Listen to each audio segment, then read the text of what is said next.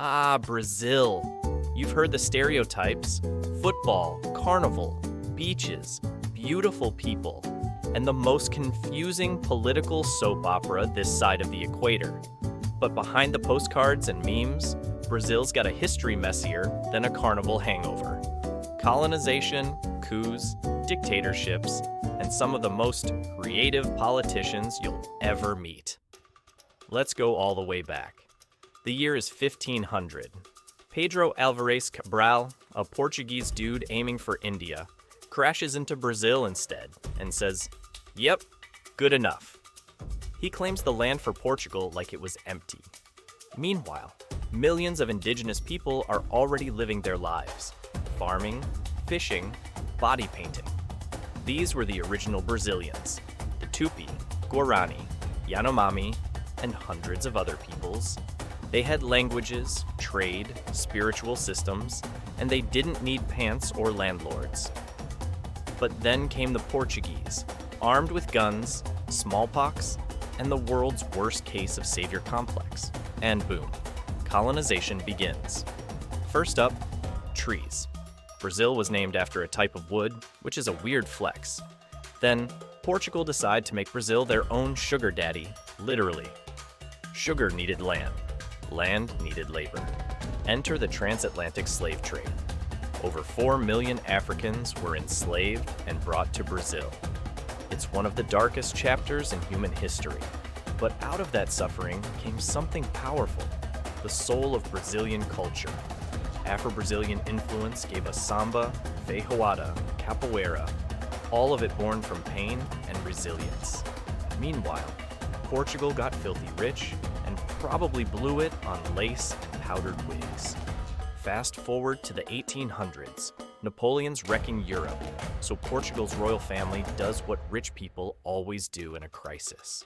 They ran to Rio, literally moved their monarchy to the tropics, and turned Brazil into a Portuguese Airbnb. Then, in 1822, his son Dom Pedro decided he didn't feel like going back to boring-ass Portugal. He shouted "Independencia ou Morte," and boom, Brazil became independent. Sort of.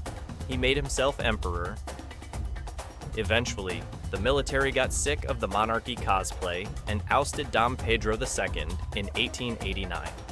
Brazil became a republic.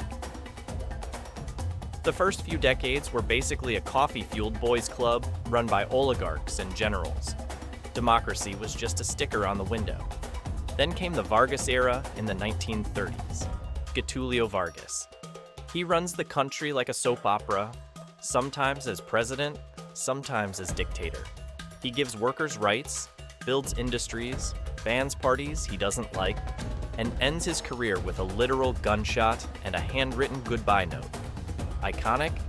Yes. Democratic? Debatable. Then things got wild. Inflation, coups, hyperinflation, military men in suits, and more inflation. By 1964, Brazil said, "You know what would fix this chaos? A military dictatorship." Spoiler, it didn't. For 21 years, generals ran Brazil. No elections, no press freedom, and if you spoke out, you got disappeared. But people resisted. Artists, students, musicians. Some got jailed, some got tortured. Some wrote bossa nova songs with sneaky anti-regime lyrics and confused the hell out of censors. Now here's where it gets Shakespearean. In the 1980s, the people start rising. Massive protests, students, workers, grandmas with banners. It works. The dictatorship falls, and in 1985, we get Tancredo Neves, the first civilian president in decades. Huge deal. Except he dies before taking office, like literal days before taking office. Brazil can't catch a break, so Vice President José Sarney steps in.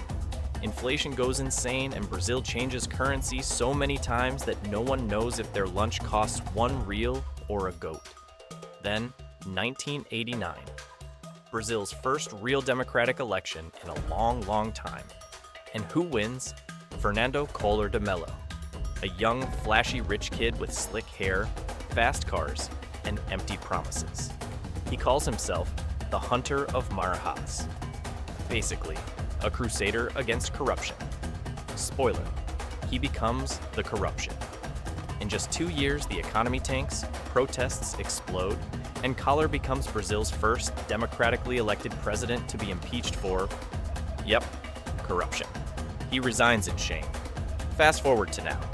Dude is still in politics and just now got convicted for crimes he committed decades ago.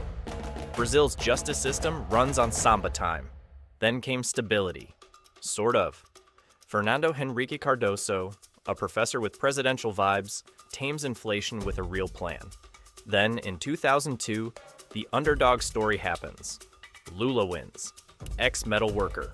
Union boss. Icon. The economy booms, the poor get cash, the middle class grows, and Brazil becomes sexy on the global stage. Brazil hosted the World Cup, the Olympics, and even got invited to the global cool kids table. Funk conquers the charts. Brazilians are strutting with style, but of course, plot twist.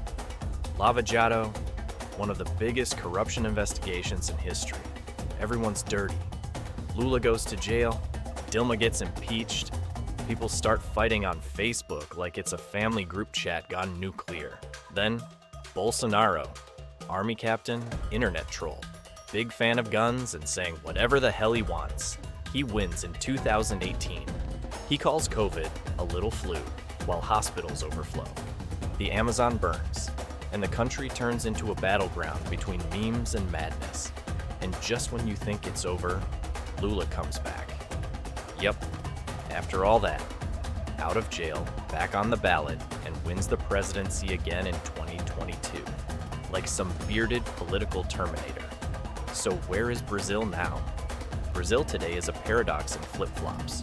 Trauma and talent, corruption and carnival, hit street protests and street parties, sometimes literally at the same time. It's funk blasting in the favela and symphonies in São Paulo. Somehow, despite 500 years of colonization, coups, corruption, and chaos, Brazil is still standing, still dancing, still fighting.